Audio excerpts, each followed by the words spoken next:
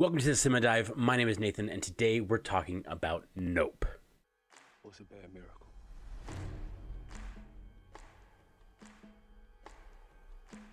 They got a word for that.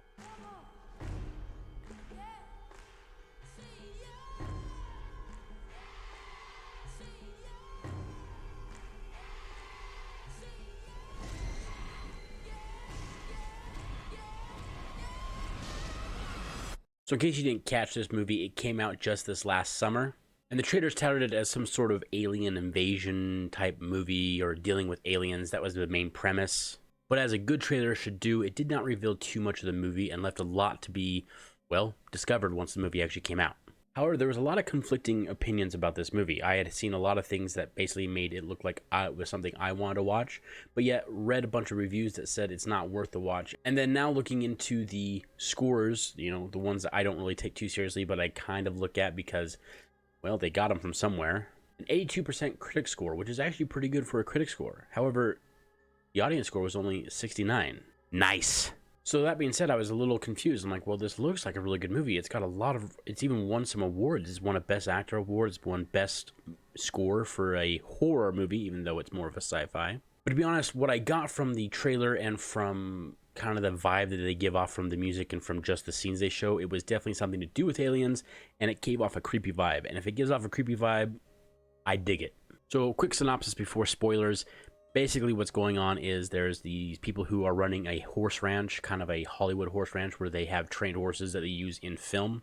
And they start having paranormal events happen, basically seeing flying saucers and horses go missing, people go missing, the whole kind of very eeriness to it of all. And that's kind of the feel that you get just from viewing it before actually viewing it, if that makes any sense. But from what I actually had gathered from other critics who had talked about this movie and other things I had seen about it, I was expecting one thing, and I got something actually completely different than what I thought. And actually, it was pleasantly surprising, and a good surprise. Before that, if you have not seen this, go rent it over on Amazon. It's on Peacock if you have Peacock. Either way, it's definitely worth a watch in my opinion, especially if you're someone who just loves kind of that high-tension sci-fi that almost has a little bit of horror aspects to it, and definitely a really unique twist. So if you haven't seen it, go watch it, come back, watch this, and right now, it's time for spoilers. Alright, I'm going to try and do this as quick as possible because there is a lot involved in this movie. The movie has a creepy start-off vibe because what it does is it plays an audio from a sitcom obviously being recorded, and then it cuts to a scene of a person lying behind a couch, obviously assumingly dead maybe, and you see this chimpanzee walking behind a couch covered in blood both on his face and his hands, and then he looks at the camera. Cutscene. And to be honest, chimpanzee covered in blood definitely is a scary imagery for me, because one of my favorite horror films, and I count it as a horror film, is The Congo. Then it comes to the ranch in question, which we see Daniel Kaluuya, I hope I'm getting that name right, character Otis Jr., affectionately known as OJ, walking around taking care of his daily duties. And we see his father, Otis Sr., who is played by the iconic Keith David. In the scene, we hear this kind of disembodied screaming in the clouds, very eerie kind of tonality to it. And then random objects start falling from the sky. And as Otis Jr. looks over at his father, he sees him slumped over on his horse. As soon as the horse starts moving, Otis Sr. falls off. The next scene is him rushing him to the hospital where he is bleeding profusely in the truck. And then it cuts to a scene in the hospital where, unfortunately, Otis Sr. has died. Then it shows an x-ray of a round object in his eye, and then it shows a next scene of a bag with a nickel in it. No doctor coming in and explaining it, just these quick images of what happened, and you piece it together very fast. And I think that kind of adds a really good feature to this movie rather than having a doctor come in and explain what happened. Now we fast forward about 6 months where we see OJ on the movie set, apparently, who is with his horse. His sister then shows up to give the whole spiel about the family legacy of being in the Hollywood business for quite a while, but at the same time she decides to tout all of her side businesses, such as singing, her love of motorcycles, and so on and so forth.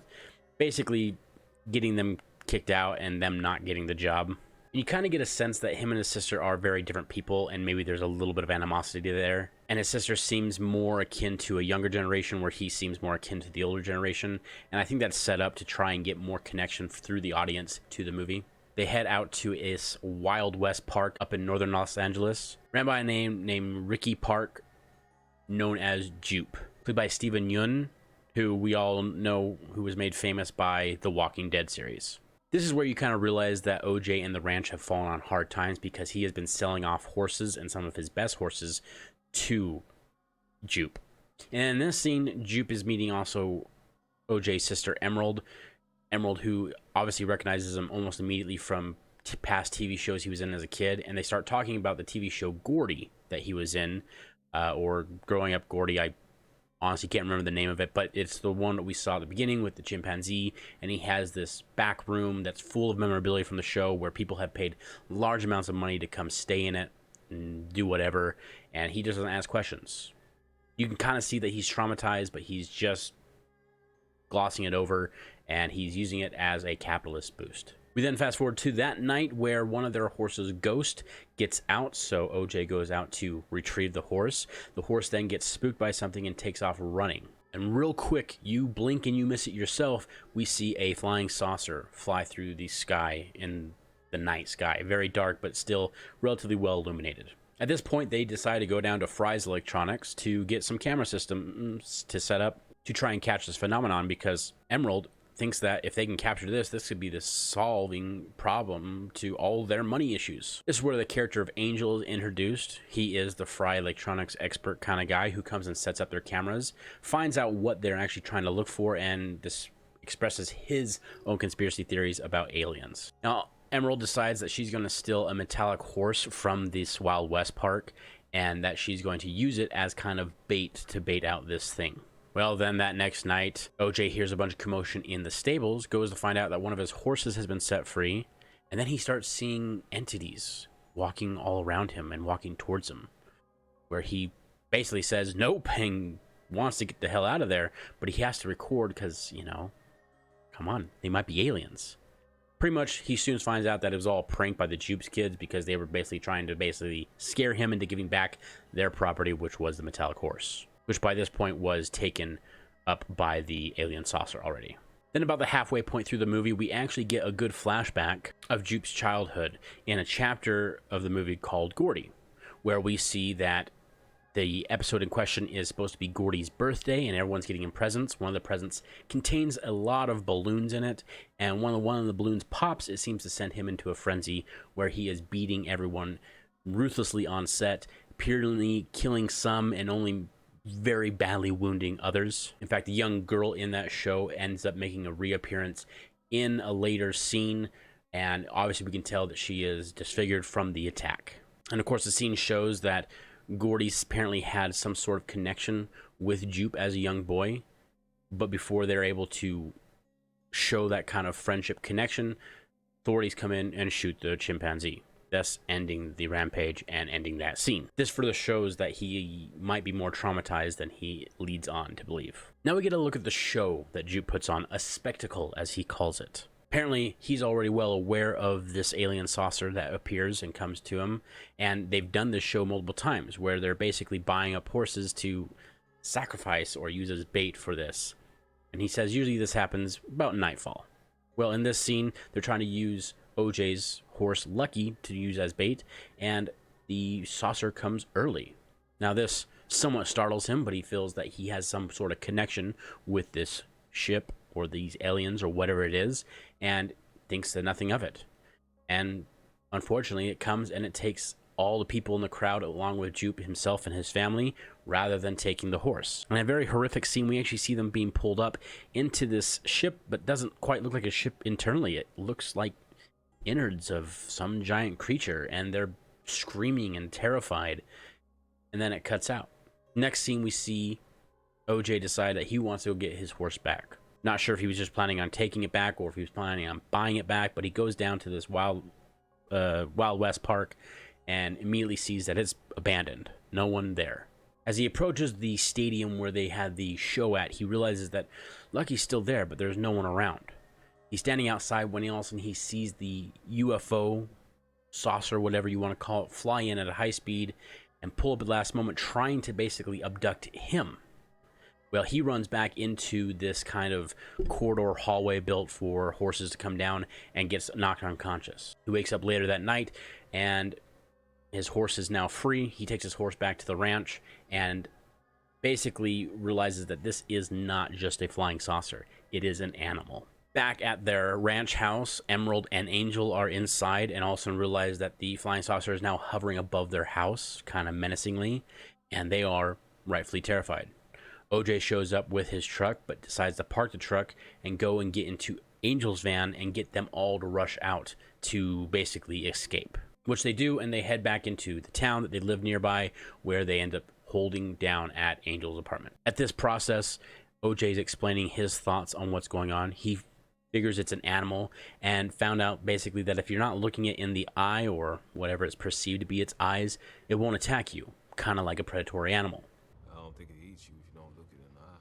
Now, his intentions are questionable because I'm not sure if he was hoping that he could break it like you break a horse, but they seem to want to go back and have this plan to at least capture evidence of it. Now, at this point, they bring on a character named Antlers Holst, who is played by Michael Wincott. And as a fan of movies from the 90s to 2000s, I am a huge fan of this man. So coming out to the ranch, he brings with him some non-electronic cameras, some good old-fashioned crank cameras, which won't be affected by the EM field that this creature seems to emit that kills power to even cell phones, their camera systems, vehicles, the whole lot.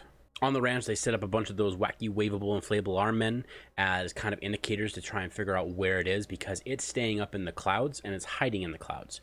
And even one of the cool aspects of this is that one of the clouds seems to stay stationary while all the others move around. Like it's using it as its home, or it's created something that stays there for it to hide out.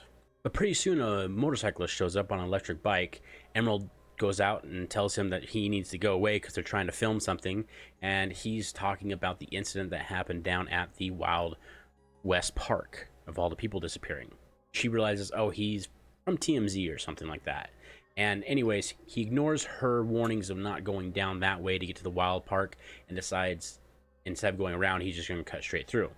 In this process, he's driving his bike at full speed, and we see, I guess, what happens when a EM field from a strong entity of some sort collides with the EM field that's being created by the bike.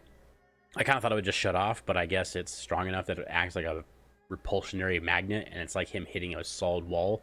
He flies off his bike, breaking himself up pretty badly. Otis rides out on Lucky to go try and save the man, but the man won't listen to what he's saying about don't look it in the eyes, don't try and do anything. The man just wants his camera back. No matter how busted up he is, he just wants his camera back to get whatever is happening on film. When the creature starts coming in, Otis Jr. realizes he can not save this man, so he has to abandon him, and he gets eaten. Now Antlers Holst is kind of taking a mad appeal to this and decide he's going to grab one of the handheld crank cameras and run out into the open to try and get a film of this creature, and get sucked up himself along with his camera and eaten as well. Now at this point, the creature looked kind of like a flying saucer with this weird kind of hole in the bottom. And now it's developed into something else. It's expanded out, kind of jellyfish-like, or like a big sail, and very bizarre looking. And now it's going after OJ, who tells his sister to hop on the electric bike left behind by the TMZ guy and to get out of there. And as the alien approaches OJ, Lucky the horse makes a shrieking noise, and Emerald kind of assumes, well, they're gone too. So she gets on the bike and starts racing as fast as she can towards the Wild West Park left by the Jupes. When she gets there, we get an Akira slide. I don't know if you guys have ever seen that anime movie, but it's where she takes the bike and puts it sideways and slides it, obviously on some rails, but really cool. And yet it doesn't quite fit the movie. It's just kind of one of those weird things, but we'll get to that later. At the park, she takes and releases the tethers holding down their giant inflatable cowboy. And then she goes to the well. This well has a little crank system. At the bottom, it has an old flash photography camera that basically prints out these big, huge carbon photos of whoever's looking down the well.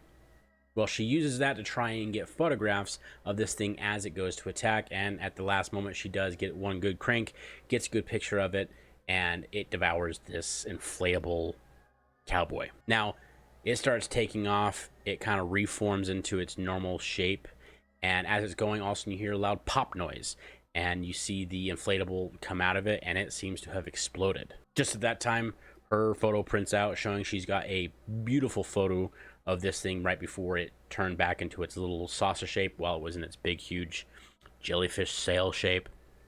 Just as local news media shows up to basically report on this thing, seeing that there's still material falling through the sky. And as dust settles, some spaghetti western type hero music is playing, and we see that OJ is still alive, still riding Lucky, and all is well. And we move into the credits. But trust me, it is actually a great movie. I was really pleasantly surprised at the direction they went, and yeah, let's dive into what I liked, and maybe even some stuff I didn't like.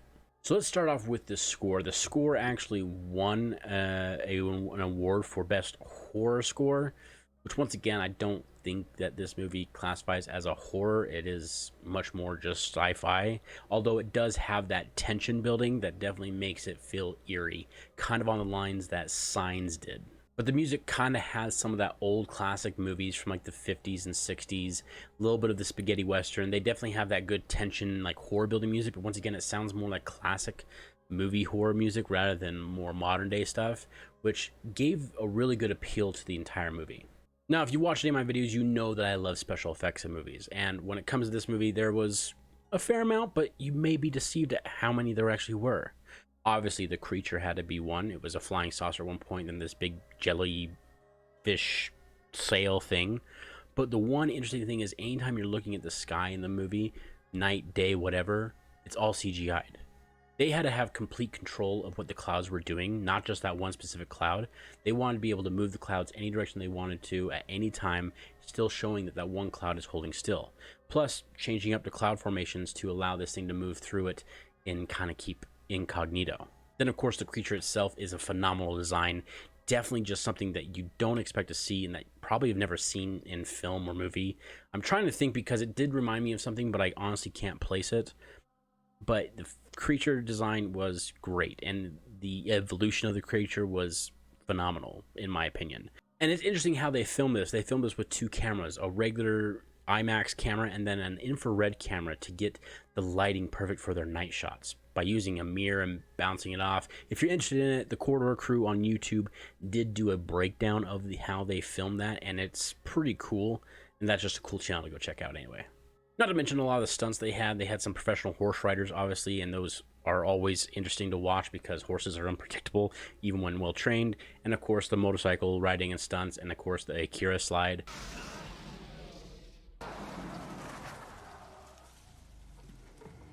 Who Jordan Peele was like, I just have to have it in the movie. Like, he knew it wasn't going to fit. He knew it was just really random and obscure, but he had to have the Akira slide. Now, one thing, and I think this is probably why it got such a lower scoring from audience, was the fact that a lot of scenes seemed dragged out as far as their dialogue. Now, in some scenes, I think it was important to have the long, kind of drug out dialogue that they were having, but in some other scenes, it just seemed that it was a far stretch and could have done without. The movie runs about 2 hours and 10 minutes, which is kind of long for a sci-fi, but in the end, I think most of the scenes were justified, with just a few that seemed excessive. But a lot of the dialogue was meant to show you the headspaces that OJ and his sister Emerald were in ever since the death of their father. Obviously, in two different worlds of their own, but trying now to work together to accomplish the goal that they have to capture evidence of this alien creature. Now let's talk about some of the themes and interpretations that I've found in the film. A lot of people don't go this deep when they watch movies. They just want movies for the sheer entertainment value. But it was kind of hard not to notice some of these. One of them that I picked up was kind of our human obsession with the spectacle, or with the next big drama that is to take place.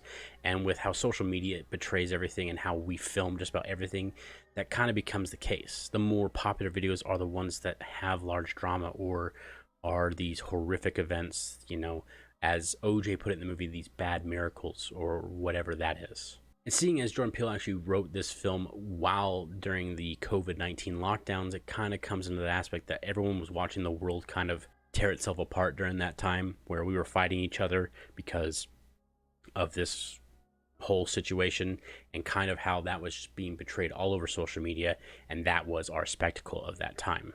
and showing Ricky, or Jupe as we know him, who is the one who is pushing that spectacle almost in like an evangelical type of way, thinking that he has some sort of divine connection with this creature and wants to just show it off because it's the most impressive thing, kind of plays into that.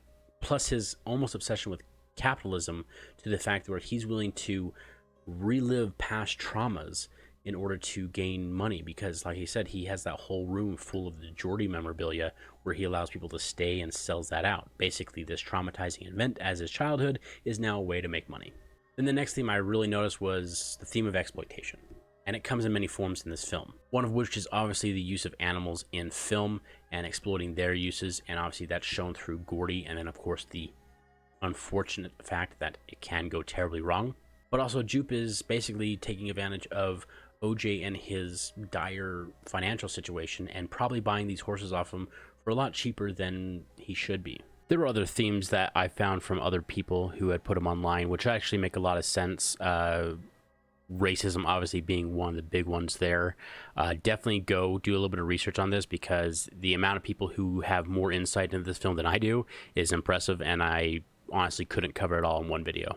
Like I said, I know most people don't prefer to go this deep into films. They just want it for the pure entertainment value that it is, and not have to get drawn into any of these, touchier subjects or anything else like exploitation or the spectacle that is life. And that is totally fine, because this movie, once again, is ultimately meant to entertain, and that's exactly why they made it. They wanted it to entertain people, and taking the interesting route of being an alien movie, but without the little green men piloting around some advanced spacecraft, and taking it to the effect of being this alien entity was just brilliant.